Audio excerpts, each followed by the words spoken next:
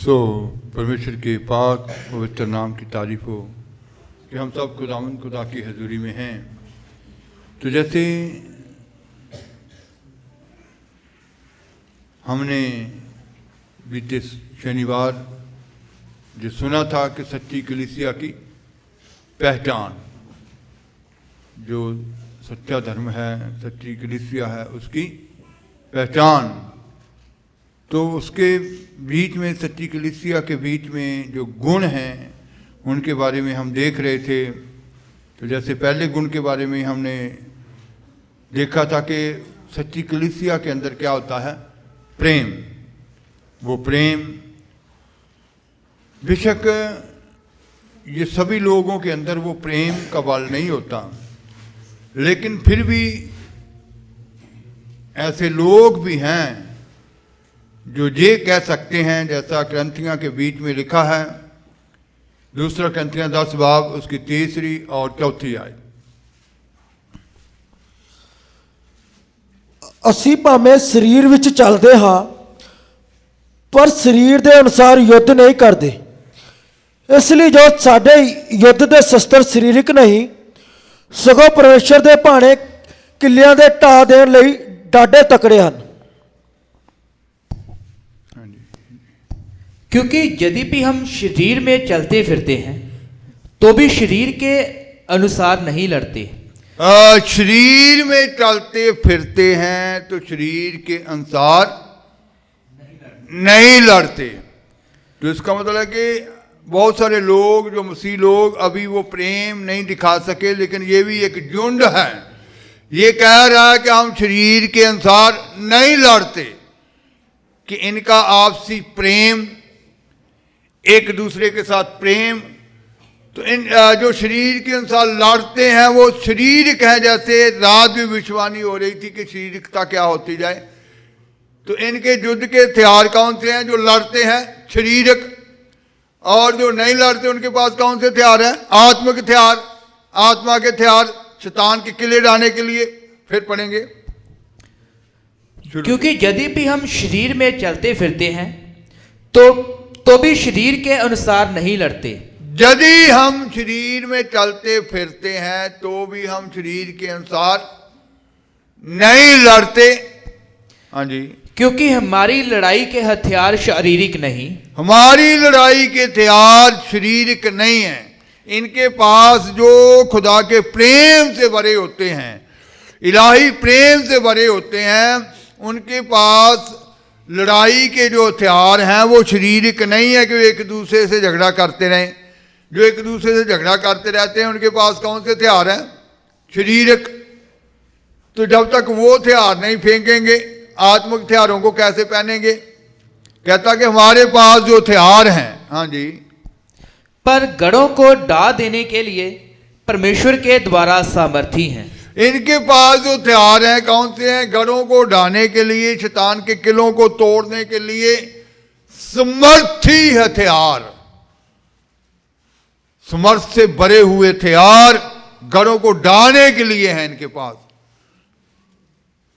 तो इसका मतलब है कि बेशक आज हम कलीसियाओं में जब देखते हैं तो सभी लोगों के बीच में वो प्रेम नहीं पाया जाता। फिर भी ऐसा झुंड, ऐसे लोग हैं जो ये कहते हैं कि हमारे हथियार शारीरिक नहीं है, हम शरीर के अनुसार युद्ध नहीं करते।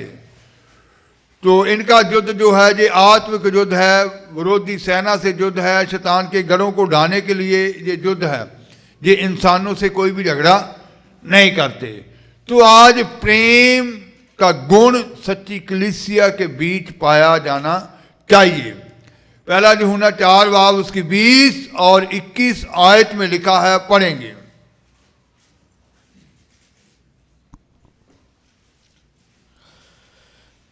ਜੇ ਕੋਈ ਆਖੇ ਭਈ ਮੈਂ ਪਰਮੇਸ਼ਰ ਨਾਲ ਪ੍ਰੇਮ ਰੱਖਦਾ ਹਾਂ ਅਤੇ ਆਪਣੇ ਭਰਾ ਨਾਲ ਵੈਰ ਰੱਖੇ ਤਾਂ ਉਹ ਝੂਠਾ ਹੈ, ਕਿਉਂਕਿ ਜਿਹੜਾ ਆਪਣੇ ਭਰਾ ਨਾਲ ਜਿਸ ਨੂੰ ਉਹਨੇ ਵੇਖਿਆ ਹੈ ਪ੍ਰੇਮ ਨਹੀਂ ਰੱਖਦਾ, ਉਹ ਉਸ ਪਰਮੇਸ਼ਰ ਨਾਲ ਜਿਸ ਨੂੰ ਉਸਨੇ ਨਹੀਂ ਵੇਖਿਆ ਪ੍ਰੇਮ ਰੱਖ ਹੀ ਨਹੀਂ ਸਕਦਾ।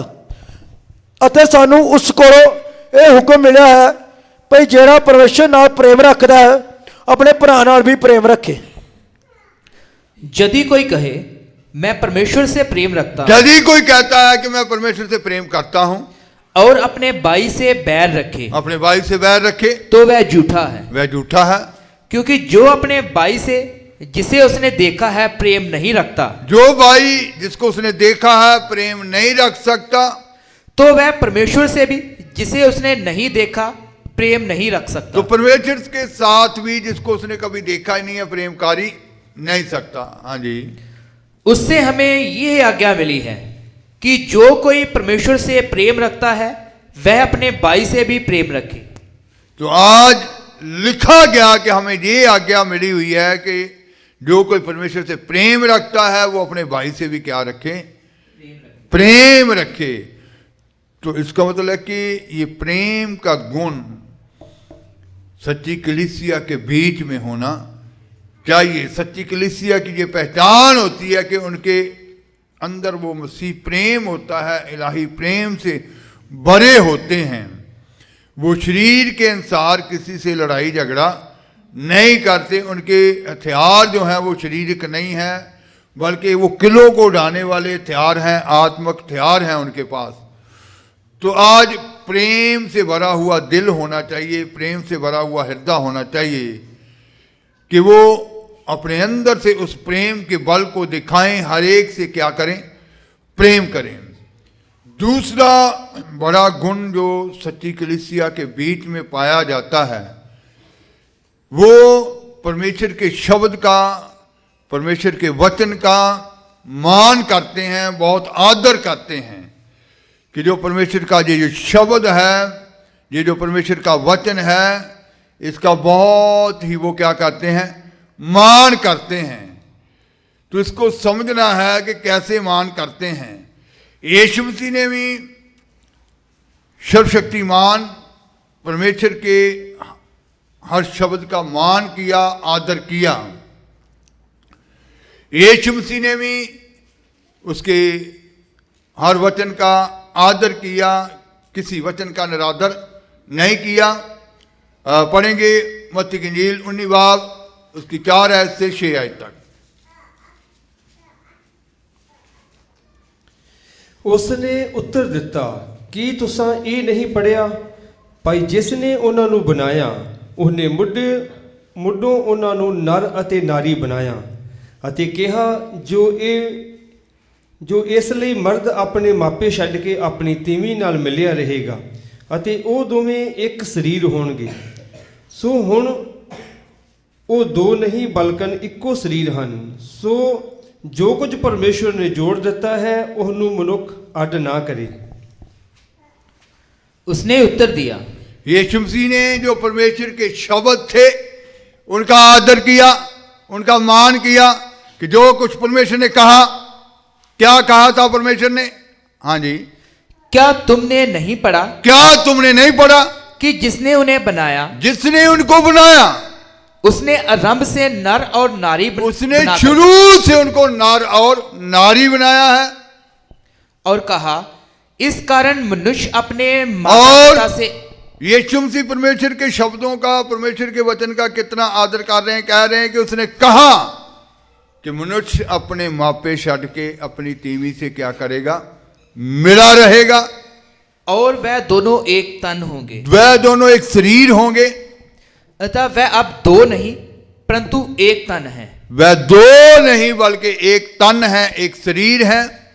इसलिए जिसे परमेश्वर ने जोड़ा है, जिसको परमेश्वर ने जोड़ा है, उसे मनुष्य अलग ना करे। उसको मनुष्य अलग ना करे।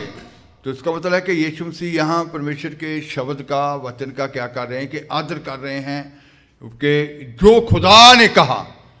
लूका की इंजील 24 बाब उसकी 44-45 आयत।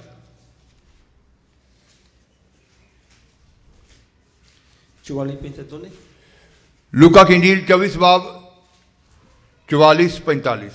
ਤਦ ਉਸਨੇ ਉਹਨਾਂ ਨੂੰ ਆਖਿਆ, ਇਹ ਮੇਰੀਆਂ ਉਹ ਗੱਲਾਂ ਹਨ ਜਿਹੜੀਆਂ ਮੈਂ ਤੁਹਾਡੇ ਨਾਲ ਹੁੰਦਿਆਂ ਹੋਇਆਂ ਤੁਹਾਨੂੰ ਆਖੀਆਂ। ਭਾਈ ਉਹਨਾਂ ਸਭਨਾਂ ਗੱਲਾਂ ਦਾ ਪੂਰਾ ਹੋਣਾ ਜ਼ਰੂਰ ਹੈ। ਸੋ ਮੂਸਾ ਦੀ ਤੁਰੇਤ ਅਤੇ ਨਬੀਆਂ ਦੇ ਪੁਸਤਕਾਂ ਅਤੇ ਜ਼ਬੂਰਾਂ ਵਿੱਚ ਮੇਰੇ ਹੱਕ ਵਿੱਚ ਲਿਖੀਆਂ ਹੋਈਆਂ ਹਨ। ਤਦ ਉਸ ਨੇ ਉਹਨਾਂ ਦੀ ਬੁੱਧ ਖੋਲ ਦਿੱਤੀ ਜੋ ਪੁਸਤਕਾਂ ਨੂੰ ਸਮਝ ਲੈਣ। फिर उसने उनसे कहा, ये मेरी वह बातें हैं यीशु मसीह ने शिगिर्दों को क्या कहा? ये मेरी वह बातें हैं जो मैंने तुम्हारे साथ रहते हुए जो मैंने तुम्हारे साथ रहते हुए तुमसे कही थी तुमसे कही थी कि अवश्य है कि जितनी बातें मूसा की व्यवस्था अवश्य है कि जितनी बातें मूसा की व्यवस्था और भविष्यवक्ताओं और भजनों की पुस्तकों में भविष्यवक्ताओं और जबूरों की पोथी में, भजन संहिता में, भजनों की पोथी में मेरे विषय में लिखी हैं, मेरे विषय में लिखी हैं, सब पूरी हो। वह सब क्या हो? पूरी हो। तो जैसे बहुत सारे मसीह लोग कह देते हैं कि ये तो पुराने नियम में लिखा हुआ है, ये पुराने नियम की बातें हैं। जब समझ आ जाए तो पुराना नियम तो नया नियम दोनों एक ही हैं। तो यीशु मसीह पुराने नियम की बातें कर रहे हैं। किसकी? पुराने नियम की। बहुत सारे खादम लोग, बहुत सारे मसीह लोग ऐसा गलत प्रचार करते हैं कि ये तो पुराने नियम में था। कच्च कड़र लोग जिनके पास कम ज्ञान है, लेकिन यहां यीशु मसीह क्या कह रहे हैं? उन वचनों का आदर कर रहे हैं जो पुराने नियम में लिखे थे। क्या थे? फिर से पढ़ेंगे।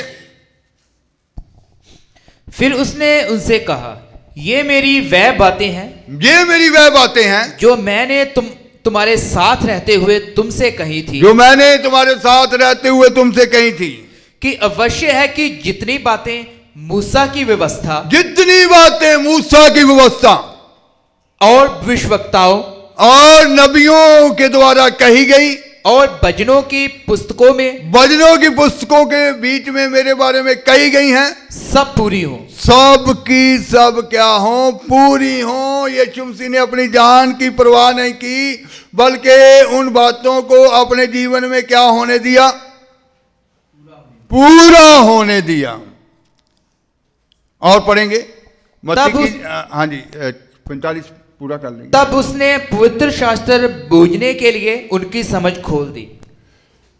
तब उसने पवित्र शास्त्र को समझने के लिए कि वो समझ सकें कि पुराना नियम नया नियम दोनों एक ही हैं, खुदा के वचन हैं, उनका आदर करना है। तो यीशु मसीह ने उन वचनों को पूरा करने के लिए अपनी जान की भी परवाह नहीं की। तो मत्ती की इंजील 26 बाब 53 आयत से 56 आयत तक।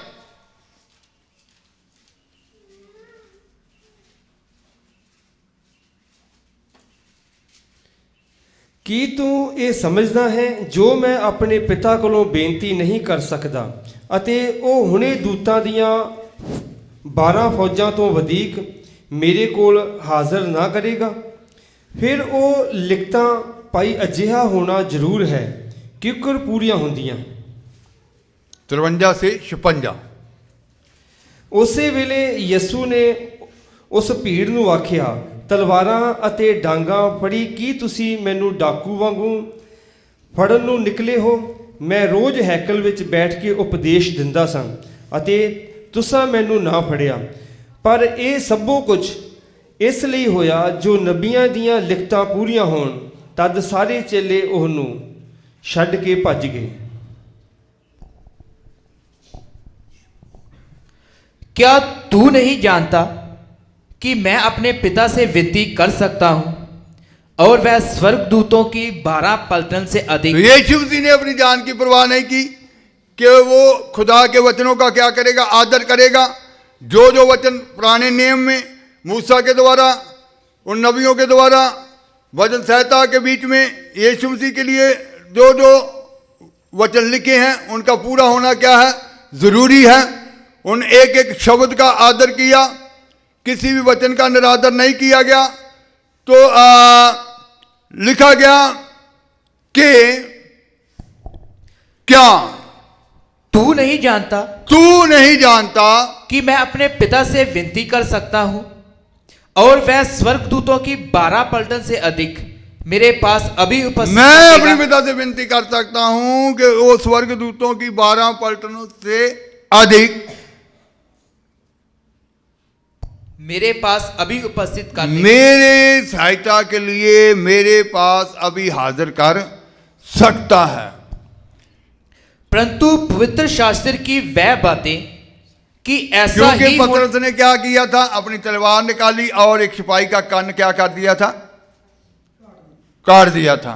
यीशु मसीह ने उसके कान को पकड़ा, फिर उसको क्या कर दिया, जोड़ दिया। क्या तू नहीं जानता कि मैं अपने पिता से बेनती करूं तो वो मेरे लिए स्वर्गदूतों की 12 पलटनों से भी अधिक यहां उपस्थित कर सकता है। हाँ जी, परंतु पवित्र शास्त्र की वह बातें, लेकिन पवित्र शास्त्र की वह बातें, वो लोग, वो खादम लोग जो कहते हैं ये पुराने नियम की बातें हैं, वो ध्यान से समझ लें। पुराना नियम नया नियम जब समझ में आ जाएगा आप लोगों की, दोनों एक ही होंगे। यीशु मसीह ने कहा, क्या पवित्र शास्त्र की वो लिखते, हाँ जी, परंतु पवित्र शास्त्र की वह बातें कि ऐसा ही होना अवश्य है, ऐसा ही होना अवश्य है, कैसे पूरी होगी? फिर कैसे पूरी होगी? अगर मैं अभी पिता के आगे विनती करूं तो वो स्वर्गदूतों की 12 पलटनों से भी अधिक यहां उपस्थित कर सकते हैं। कोई उनको हाथ नहीं लगा सकता, रोमी सरकार उनको हाथ नहीं लगा सकती। लेकिन फिर वो वचन कैसे पूरा होगा? जो लिखा गया है फिर वो कैसे पूरा होगा? आज ईमानदारों के जीवन में भी वो वचन पूरा होना जरूरी होता है जो उनके बारे में कहा गया है। अगर जो सच्ची कलीसिया है वो ही वचनों का आदर करती है, वो कभी भी वचन का निरादर नहीं करती। जो कलीसियाएं वचन का आदर करती हैं, उन वचनों को अपने जीवन में स्थान देती हैं, उनके जीवन दूर से ही नजर आते हैं। जो वचनों का निरादर करते हैं, उन कलीसियाओं के जीवन भी दूर से ही नजर आते हैं कि वो कैसे हैं जीवन उनका चाल चलन कैसा है। क्योंकि उन्होंने वचनों को जब रद्द कर दिया तो फिर वचन उनके जीवन में कार्य नहीं करेगा। तो यीशु मसीह ने कहा था, हाँ जी पढ़ेंगे, उस समय यीशु ने भीड़ से कहा, क्या तुम तलवारें और लाठियां लेकर, फिर भीड़ से कहा, क्या तुम तलवारें लाठियां लेकर मुझे डाकू के समान मुझे पकड़ने के लिए डाकुओं के निकले हो? समान पकड़ने आए हो? मैं हर दिन मंदिर में बैठकर उपदेश दिया करता मैं हर था, दिन मंदिर में बैठकर, वहां हैकल में बैठकर क्या किया करता था? उपदेश दिया करता था। और तुमने मुझे नहीं पकड़ा। तुमने वहां मुझे पकड़ा नहीं। परंतु ये सब इसलिए हुआ है कि भविष्यवक्ताओं के वचन पूरे हों। इसलिए हुआ है। यहां तुम इसलिए पकड़ने आए हो, वहां हैकल में क्यों नहीं पकड़ सके? गतसमनी बाग में क्यों पकड़ने आए हो? कि भविष्यवक्ताओं की बातें क्या हो? पूरी हो। हालेलुया। तो यीशु मसीह ने खुद परमेश्वर के उन वचनों का क्या किया? आदर किया। पुराने नियम के उन सब वचनों का, उन नबियों के वचनों का, मूसा के कहे वचनों का और भजन संहिता में कही गई बातों का क्या किया? आदर किया। कि नहीं, अगर हैकल में मुझे पकड़ लिया गया तो फिर वो वचन पूरा नहीं हो सकता। जो नबियों ने कह दिया है कि गतसमनी में पकड़ा जाएगा, तो फिर गतसमनी में ही मेरा पकड़ना जरूरी, गतसमनी में ही वहां वो कार्य होना जरूरी है। तब सब चेले उसे छोड़कर भाग गए। तब चेले उसको छोड़कर क्या हो गए? भाग गए। तो इसका मतलब है कि यीशु मसीह ने खुद खुदा के वचन का मान किया, आदर किया। तो जो सच्ची कलीसिया होती है वो खुदा के वचन का मान करती है, वो खुदा के वचन का आदर करती है। लेकिन खुदा के वचन का निरादर करने वालों को यीशु मसीह ने अपराधी ठहराया। यीशु मसीह ने उनको दोषी ठहराया। जो लोग कहते हैं कि ये पुराने नियम के हैं, ये पौलुस के वचन हैं, यीशु मसीह उनको क्या ठहराते हैं? अपराधी ठहराते हैं। कैसे? मरकुस की इंजील 7 बाब 9 आयत से 13 आयत तक।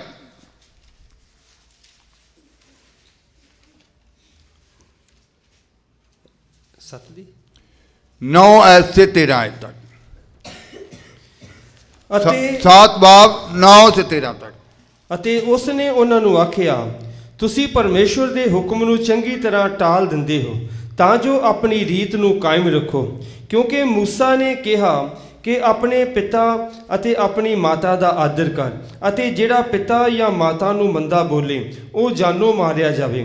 ਪਰ ਤੁਸੀਂ ਆਖਦੇ ਹੋ, ਜੇ ਕੋਈ ਮਨੁੱਖ ਪਿਤਾ ਜਾਂ ਮਾਤਾ ਨੂੰ ਕਹੇ, ਭਾਈ ਜੋ ਕੁਝ ਮੇਰੇ ਕੋਲੋਂ ਤੈਨੂੰ ਲਾਭ ਹੋ ਸਕਦਾ ਸੀ ਸੋ ਕੁਰਬਾਨ ਅਰਥਾਤ ਭੇਟ ਚੜਾ ਦਿੱਤਾ ਹੈ, ਤੁਸੀਂ ਫਿਰ ਉਹਨੂੰ ਉਹਦੇ ਪਿਤਾ ਜਾਂ ਮਾਤਾ ਦੇ ਲਈ ਕੁਝ ਨਹੀਂ ਕਰਨ ਦਿੰਦੇ। ਇਸ ਤਰ੍ਹਾਂ ਤੁਸੀਂ ਪਰਮੇਸ਼ਵਰ ਦੇ ਬਚਨ ਨੂੰ ਆਪਣੀ ਰੀਤ ਨਾਲ ਜਿਹੜੀ ਤੁਸੀਂ ਚਲਾਈ ਹੈ ਅਕਾਰਤ ਕਰਦੇ ਹੋ, ਅਤੇ ਹੋਰ ਬਥੇਰੇ ਇਹੋ ਜਿਹੇ ਕੰਮ ਤੁਸੀਂ ਕਰਦੇ ਹੋ। उसने उनसे कहा, तुम अपनी परंपराओं को मानने के लिए परमेश्वर की आज्ञा कैसी अच्छी तरह टाल देते हो। यीशु मसीह ने उनको क्या कहा? फिर से पढ़ेंगे। तुम अपनी परंपराओं को मानने के लिए, तुम अपनी परंपराओं को मानने के लिए, जो अपने रीति रिवाज हैं उनको मानने के लिए परमेश्वर के वचन को क्या कर देते हो? रद्द कर देते हो। क्योंकि मूसा ने कहा है, अपने पिता और अपनी माता का आदर कर। मूसा ने क्या कहा था? अपने पिता का, अपनी माँ का क्या कर? आदर कर। और जो कोई पिता व माता को बुरा कहे जो पिता और माता को बुरा कहे वह अवश्य मार डाला जाए। मूसा ने क्या कहा था कि जो कोई अपनी माँ को, अपने बाप को बुरा कहे वो अवश्य क्या कर दिया जाए? मार दिया जाए। परंतु तुम कहते हो कि यदि कोई अपने पिता व माता से कहे, जो कुछ तुझे मुझसे लाभ पहुंच सकता था वह कुर्बान अर्थात, लेकिन तुम लोग क्या कहते हो? कहता कि तुम लोगों ने अपनी रीत लाई हुई है कि अपने माँ बाप से क्या कहते हो कि जितना मेरे से हो सकता था मैंने तेरे लिए क्या कर दिया है, जितना मैं तेरे को लाभ पहुंचा सकता था मैंने तेरे लिए कर दिया, इससे ज़्यादा मैं कुछ भी तेरे लिए कर नहीं सकता। हाँ जी। तो तुम उसको उसके पिता व उसकी माता की कुछ सेवा करने नहीं देते। तुम लोग अपनी रीतों से उसके माँ और बाप की कुछ भी सेवा करने नहीं देते। इस प्रकार तुम अपनी परंपराओं से जिन्हें तुमने ठहराया है परमेश्वर का वचन टाल देते हो और ऐसे ऐसे बहुत से काम करते हो। तुम लोग जिन्होंने अपनी परंपराएं ठहराई हुई हैं, अपने रीति रिवाज बनाए हुए हैं, परमेश्वर के वचन को क्या कर देते हो? टाल देते हो। ऐसी बहुत सारी बातें तुम करते हो। तो इसका मतलब है कि प्रभु ने वचन को रद्द करने वालों को, निरादर करने वालों को अपराधी ठहराया। तो जहां ये लोग जिन्होंने वचन का मान नहीं रखा और अपनी परंपराएं चला ली, अपने रीति रिवाज चला ले और वचन को टाल दिया, रद्द कर दिया, तो यीशु मसीह ने उनको क्या ठहरा दिया? अपराधी ठहरा दिया। तो आज बहुत सारे लोग, जैसा यीशु मसीह ने कहा था मत्ती की इंजील 15 बाब 18-19 आयत जब हम पढ़ते हैं, ਪਰ ਜਿਹੜੀਆਂ ਗੱਲਾਂ ਮੂੰਹੋਂ ਨਿਕਲਦੀਆਂ ਹਨ ਉਹ ਦਿਲ ਵਿੱਚੋਂ ਆਉਂਦੀਆਂ ਹਨ ਅਤੇ ਇਹੋ ਮਨੁੱਖ ਨੂੰ ਭ੍ਰਿਸ਼ਟ ਕਰਦੀਆਂ ਹਨ। यीशु मसीह ने क्या कहा था? जो बातें मुख से निकलती हैं वो कहाँ से आती हैं? दिल से आती हैं। यही मनुष्य को क्या कर देती हैं? भ्रष्ट कर देती हैं। क्योंकि बुरे ख्याल, खून, जनाकारियां, बुरे ख्याल कहाँ से आएंगे? दिल से आएंगे। जनाकारियां, हरामकारियां, चोरियां, ਝੂਠੀਆਂ ਉਗਾਈਆਂ, झूठी उगाई, ਕੁਫਰ ਦਿਲ ਵਿੱਚੋਂ ਨਿਕਲਦੇ ਹਨ। कुफर बकना, ये सारा कुछ कहां से निकलता है? दिल से निकलता है। तो इसका मतलब है कि बहुत सारे लोग जो दिल से बातें आती हैं उनके मुताबिक ही अपने आप को चलाना चाहते हैं, लेकिन खुदा के वचन को क्या करना चाहते हैं? रद्द करना चाहते हैं। तो सदूम और अमूरा के लोगों ने जब खुदा के वचन का निरादर किया, रद्द कर दिया, रोमियो 1:24 से लेकर 27 तक पढ़ते हैं, तो खुदा ने उनको मंदी बुद्ध के वश में कर दिया था।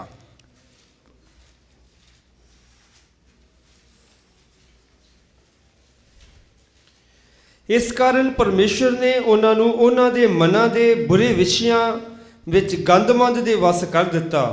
ਭਾਈ ਉਹਨਾਂ ਦੇ ਸਰੀਰ ਆਪੋ ਵਿੱਚ ਹੀ ਬੇਪਤ ਹੋ ਜਾਣ। ਉਹਨਾਂ ਨੇ ਪਰਮੇਸ਼ਰ ਦੀ ਸੱਚਾਈ ਨੂੰ ਝੂਠ ਨਾਲ ਵਟਾ ਦਿੱਤਾ ਅਤੇ ਕਰਤਾਰ ਜਿਹੜਾ ਜੁਗੋ ਜੁਗ ਧਨ ਹੈ ਆਮੀਨ ਨੂੰ ਛੱਡ ਕੇ ਸ੍ਰਿਸ਼ਟੀ ਦੀ ਪੂਜਾ ਅਤੇ ਉਪਾਸਨਾ ਕੀਤੀ। ਇਸੇ ਕਾਰਨ ਪਰਮੇਸ਼ਰ ਨੇ ਉਹਨਾਂ ਨੂੰ ਨੀਚ ਵਾਸ਼ਨਾ ਦੇ ਵਸ ਕਰ ਦਿੱਤਾ, ਕਿਉਂ ਜੋ ਉਹਨਾਂ ਦੀਆਂ ਨਾਰਾਂ ਨੇ ਆਪਣੇ ਸੁਭਾਵਿਕ ਕੰਮ ਨੂੰ ਉਹਦੇ ਨਾਲ ਵਟਾ ਦਿੱਤਾ ਜਿਹੜਾ ਸੁਭਾਅ ਦੇ ਵਿਰੁੱਧ ਹੈ। ਇਸੇ ਤਰ੍ਹਾਂ ਨਰ ਵੀ ਨਾਰੀਆਂ ਨਾਲ ਸੁਭਾਵਿਕ ਕੰਮ ਛੱਡ ਕੇ ਆਪੋ ਵਿੱਚ ਹੀ ਆਪਣੀ ਕਾਮਨਾ ਵਿੱਚ ਸੜ ਗਏ। ਨਰਾਂ ਨੇ ਨਰਾਂ ਨਾਲ ਮੁਕਾਲਕ ਦੇ ਕੰਮ ਕੀਤੇ ਅਤੇ ਆਪਣੇ ਆਪ ਵਿੱਚ ਆਪਣੀ ਭੁੱਲ ਦੇ ਯੋਗ ਫਲ ਭੋਗਿਆ। इस कारण परमेश्वर ने उन्हें उनके मन की अभिलाषाओं के अनुसार, जो लोग खुदा के वचन को रद्द कर देते हैं, तो लिखा गया कि इन लोगों ने भी परमेश्वर की सच्चाई को छोड़ दिया, उस वचन को छोड़ दिया। जैसे यीशु मसीह ने भी उन लोगों को जो वचन का आदर मान नहीं कर सके अपराधी ठहराया था, तो यहाँ लिखा गया इन लोगों के बारे में पढ़ेंगे। इस कारण परमेश्वर ने उन्हें उनके मन की अभिलाषाओं के उनके मन की अभिलाषाओं के बीच में छोड़ दिया कि चलो जो आपके मन में आता है करते चले जाओ, जो आपको अच्छा लगता है करते चले जाओ। हाँ जी, उन्हें उनकी मन की अभिलाषाओं के अनुसार अशुद्धता के लिए छोड़ दिया। अशुद्धता के लिए छोड़ दिया कि जो आपके मन को अच्छा लगता है, लेकिन उससे क्या आ जाएगी? अशुद्धता। हाँ जी, कि वह आपस में अपने शरीरों का अनादर करें। फिर वे आपस में अपने शरीरों का क्या करें? अनादर करें। क्योंकि उन्होंने परमेश्वर की सच्चाई को बदलकर झूठ बना डाला। परमेश्वर की सच्चाई को बदलकर क्या बना डाला? झूठ बना डाला। और सृष्टि की उपासना और सेवा, सृष्टि की उपासना और सेवा करने में लग गए, ना कि उस सृजनहार की जो सदा धन्य है। आमीन। सृजनहार की उपासना छोड़ दी जो सदा धन्य है, उसकी बातों को रद्द कर दिया, वचनों को रद्द कर दिया। और जैसे बहुत बार आप विश्वानियों में सुन चुके हैं कि जो जो वचन अच्छा लगता है बहुत सारे मसीह उसको मान लेते हैं, लेकिन जो कड़वा लगता है, कठिन लगता है, उसको क्या कर देते हैं? छोड़ देते हैं। इसलिए परमेश्वर ने उन्हें नीच कामनाओं तो के, फिर परमेश्वर ने भी उनको, जब उन्होंने परमेश्वर की सच्चाई को ग्रहण नहीं किया, उस वचन को ग्रहण नहीं किया, सृष्टि की पूजा की, और परमेश्वर ने उनको नीच कामना के वश में कर दिया। समलिंगी पाप, जैसा आजकल आप संसार में सुन रहे हैं, ऐसे पाप के बीच में जो लोग चले गए। हाँ जी, यहां तक कि उनकी स्त्रियों ने भी स्वाभाविक व्यवहार को उससे जो स्वभाव के विरुद्ध है बदल डाला। वैसे ही पुरुष भी स्त्रियों के साथ स्वाभाविक व्यवहार छोड़कर आपस में कामातुर होकर जलने लगे, और पुरुषों ने पुरुषों के साथ निर्जल काम करके अपना भ्रम का ठीक फल पाया। तो फिर ऐसे का फल पाया क्योंकि खुदा ने उनको क्या कर दिया? उनके मन की अभिलाषाओं के अनुसार छोड़ दिया। क्योंकि परमेश्वर की सच्चाई के वचन को उन्होंने क्या कर दिया था? क्योंकि अंदर से जो निकल रहा था उसको कि नहीं, जो दिल के अच्छा लगता है, जो अंदर से बात आ गई कि नहीं ऐसे होना चाहिए। लेकिन खुदा के वचन को यीशु मसीह ने भी क्या किया? पूरा किया। एक एक वचन उसने कहा, मूसा नबियों के द्वारा वचन संहिता में जो मेरे बारे में लिखा गया, जबूरों में जो लिखा गया है, उनका पूरा होना क्या है? अवश्य है। परमेश्वर के हर वचन का यीशु मसीह ने क्या किया था? आदर किया था। तो आज हमें भी खुदा के वचन का मान करना चाहिए, आदर करना चाहिए। सच्ची कलीसिया के अंदर ये गुण होता है कि वो खुदा के वचन को अहमियत देते हैं, उसका आदर करते हैं कि नहीं लिखा है। तो आज यीशु मसीह की तरह आप भी परमेश्वर के वचन का आदर करें, उसका कभी भी उसकी अहमियत को कम ना करें, उसको हमेशा अपने जीवन में ऊंचा स्थान दें वचन को। बहुत सारे उसके वचन का निरादर करके वचन की अहमियत को कम करते हैं, वचन से ऊपर दुनियावी बातों को, संसार की बातों को ले आते हैं।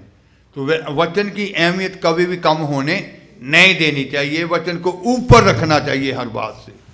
तो वो सच्ची कलीसिया के बीच में ये भी जैसे प्रेम गुण था, तो ये भी गुण था कि वो परमेश्वर के वचन का क्या करते थे, मान करते थे। यीशु मसीह ने समय खुद ये बात करके दिखाई, और प्रभु के लोग जो सच्ची कलीसिया हैं वह भी परमेश्वर के वचन का क्या करते हैं, मान करते हैं। आंखें बंद करेंगे दुआ के बाद।